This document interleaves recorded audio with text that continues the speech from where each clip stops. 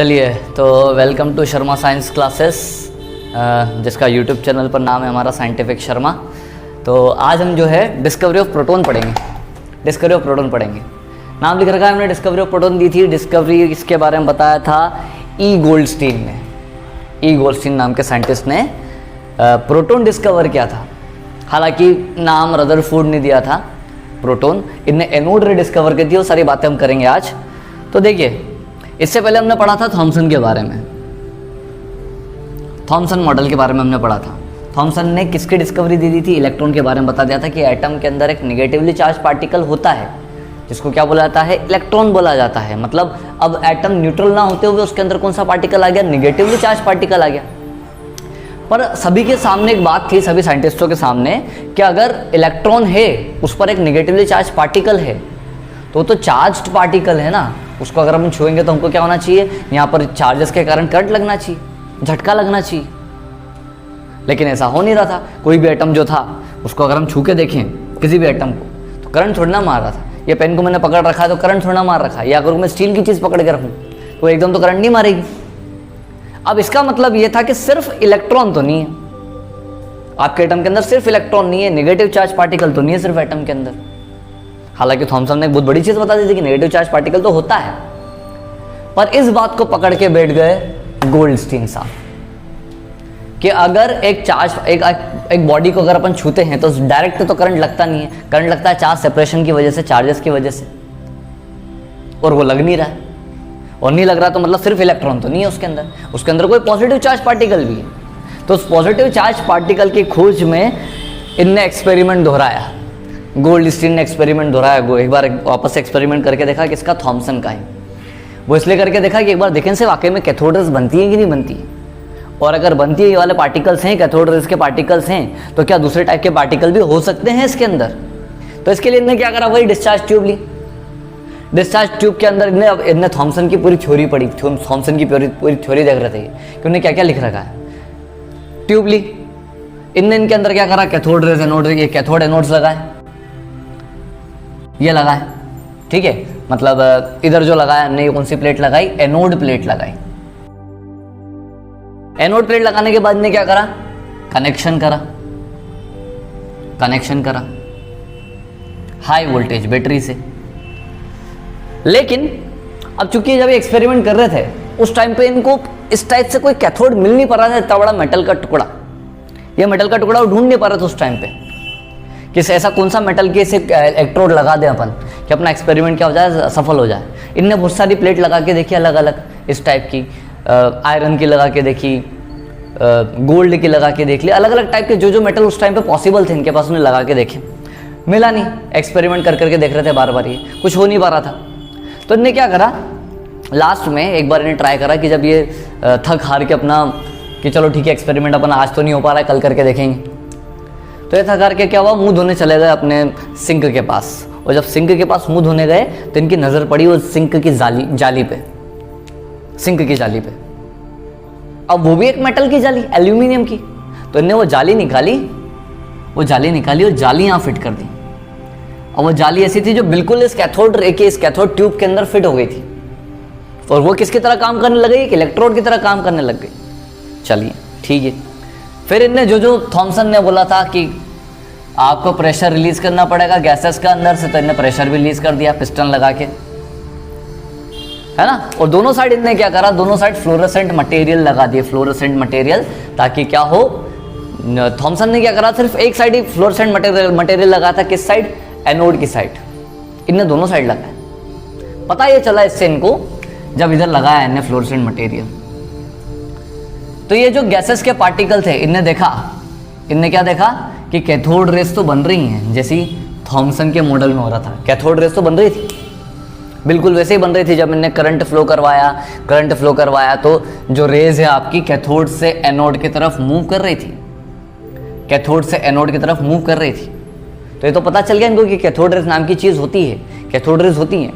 पर इनको एक नई चीज पता चली, तो इनको एक चीज ये पता चली कि कुछ रेज हैं वो एनोड से कैथोड की तरफ भी जाती जा रही है, एनोड से कैथोड की तरफ भी जा रही है। अब ये पता कैसे चला इनको, ये आपका यहाँ पर जो फ्लोरेसेंट मटेरियल लगाया था इनने वो ग्लो कर रहा था, बार बार ग्लो कर रहा था, चमक रहा था, चमकने के साथ साथ वो गर्म भी हो रहा था, पीले लाइट से चमक रहा था और साथ में क्या हो रहा था, गर्म भी हो रहा था।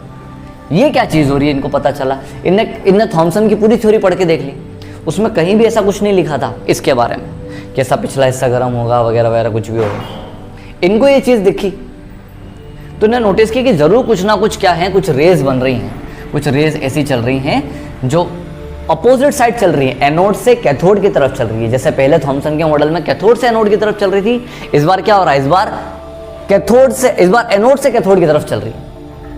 अब ये वाला पिछला वाला हिस्सा इसलिए गर्म हो रहा है, इनने इस तरीके से सोचा विचार करा कि जो कैथोड रेस के पार्टिकल्स हैं, जो गैसेस के पार्टिकल्स हैं, उनमें से इलेक्ट्रॉन मूव कर गए किधर, इलेक्ट्रॉन की डिस्कवरी हो चुकी थी, थॉमसन ने बता दिया था इलेक्ट्रॉन की डिस्कवरी हो गई थी। ये इलेक्ट्रॉन रेस के फॉर्म में किधर चल रहे थे, एनोड की तरफ चल रहे थे। तो बचा क्या, अगर एक न्यूट्रल पार्टिकल है एटम, तो उसके अंदर बचा क्या, ये पॉजिटिव चार्ज बचा। ये पॉजिटिव चार्ज रेस के फॉर्म में इस आपके कैथोड पर टकरा रहा है। अब चूंकि कैथोड में छेद है, सिंक की जाली छेद है उसके अंदर, उन छेद में से निकलकर पार्टिकल टकरा रहे हैं आपके पीछे वाली दीवार पर कैथोड की, जिससे पिछला वाला हिस्सा क्या हो रहा है, गर्म हो रहा है और साथ साथ में क्या कर रहा है, ग्लो भी कर रहा है। तो इससे पता चला कि हाँ भाई, अगर पार्टिकल्स मूव कर रहे हैं, कैथोड रेज हैं, तो ऐसी की ऐसी एनोड रेज भी हैं। जैसे कैथोड रेज कैथोड से एनोड की तरफ ट्रेवल करती हैं, तो गोल्डस्टीन ने बता दिया कि एनोड रेज भी होती है, जिनको कैनाल रेज भी बोला जाता है, और ये कैनाल रेज किधर से किधर ट्रेवल कर रही थी, एनोड से कैथोड की तरफ, इसलिए इनको एनोड रेज भी बोला गया। तो इस तरीके से एनोड रेज की डिस्कवरी करी गोल्डस्टीन ने, अर्नस्ट गोल्डस्टीन ने। अब जब इलेक्ट्रॉन की डिस्कवरी जब एनोड रेज की डिस्कवरी हो गई, तो इन पर पार्टिकल्स जो थे, पॉजिटिव पार्टिकल्स, उनको नाम दिया गया, क्या नाम दिया गया, प्रोटॉन नाम दिया गया, जो इसके बाद नाम दिया किन्ने, रदरफोर्ड नाम के साइंटिस्ट ने। इन पॉजिटिवली चार्ज पार्टिकल का नाम किन्ने रखा, रदरफोर्ड ने रखा। तो इस तरीके से प्रोटॉन की डिस्कवरी हुई, एनोड रेज के बारे में पता चला, लेकिन इनकी कुछ प्रॉपर्टीज भी तो बतानी थी। जिस तरीके से कैथोड रेज की प्रॉपर्टीज थी, बिल्कुल वैसे वैसे एनोड रेज की प्रॉपर्टी भी बतानी पड़ेगी, तब जाकर तो आपका एक्सपेरिमेंट क्या होगा, सिद्धांत बनेगा, तब तो मालूम पड़ेगा। हाइपोथेटिकल नहीं, आपको बताना तो पड़ेगा क्या चीज़ें होती हैं ये। तो देखिए, इसके लिए इन्हें क्या करा, कुछ पॉइंट्स बताए। तो देखिए, पहला पॉइंट है हमारे पास, जो गोल्डस्टीन ने बताया था, anode rays travel in straight line. तो पहला पॉइंट हमारे पास है क्या, एनोड जो होती है, एनोड रेज जो रहती हैं, वो भी कैथोड रेज की तरह बिल्कुल स्ट्रेट लाइन में ट्रेवल करती हैं, बिल्कुल स्ट्रेट लाइन में ट्रेवल करेगी कैथोड रेज की तरह। पता कैसे चला, तो इनके बीच में इन्होंने क्या करा, कुछ सॉलिड ऑब्जेक्ट रखा, तो उसकी क्या बात बनी, परछाई, जिससे क्या पता चला, जैसे हम लाइट के सामने हाथ रख देते हैं तो लाइट के पार्टिकल भी सीधे ही आते हैं, तो इससे पता चलता है कि जब हम अपोजिट देखते हैं तो छाया बनती हुई दिखाई देती है। बिल्कुल ऐसा ही एनोड रेज में भी हो रहा था कि इन एनोड रेज के बीच में जब क्या रख दिया गया, कोई सॉलिड ऑब्जेक्ट रख दिया गया, ठीक है, तो उसकी क्या बनी, परछाई बनी, उसकी शेडो बनी। इससे पता चला कि जो एनोड रेज होती है वो क्या करती है, स्ट्रेट लाइन में ट्रेवल करती है। दूसरा पॉइंट समझिए जरा, if electric field is applied between these rays then the rays move towards the negative plate. देखिए, अब ये जो पॉइंट था इसको जरा समझते हैं अपन, ये मैं वापस लिख दूंगा, सुनना सभी लोग, कि जो एनोड रेज थी उस पर गोल्डस्टीन ने बताया कि पॉजिटिव चार्ज पार्टिकल हैं, इसमें पॉजिटिव चार्ज पार्टिकल्स हैं, और अगर इनके बीच में हम इलेक्ट्रिक फील्ड अप्लाई कर दें तो इन पर पॉजिटिव चार्ज पार्टिकल, तो ये रेज किधर मूव कर जानी चाहिए, नेगेटिव प्लेट की तरफ, क्योंकि इन पर कौन से पार्टिकल्स है, पॉजिटिव। तो ये स्ट्रेट जाते जाते जाते अगर आपने क्या कर दी, इलेक्ट्रिक फील्ड लगा दी, तो नेगेटिव प्लेट की तरफ क्या होगी, मुड़ जाएगी, झुक जाएगी। ये दूसरा पॉइंट था।